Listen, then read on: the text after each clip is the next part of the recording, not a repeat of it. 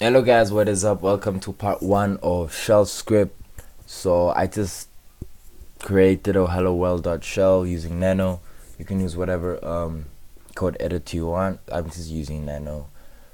So to get started, we're just gonna create the first program we're gonna create is a hello world. So we're just gonna say echo and then say hello world.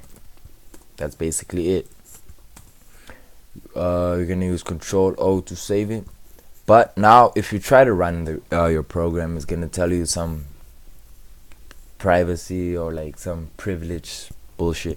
So what we're gonna do is shmod plus x and then the file name hello world. I already did this to mine, but I'm just gonna do it again. Oops, .sh. It's raining now. So there you go. Now we can run it. You click enter, then there you go. All it will show is hello world because all you did is echo hello world. So thank you for watching this video. I hope you found it really interesting, the works. So yeah, don't forget to subscribe, like this video. You can comment anything in the comment box, I'll read it. It's not like I have something better to do. So yeah, thank you for watching this, and I'm out.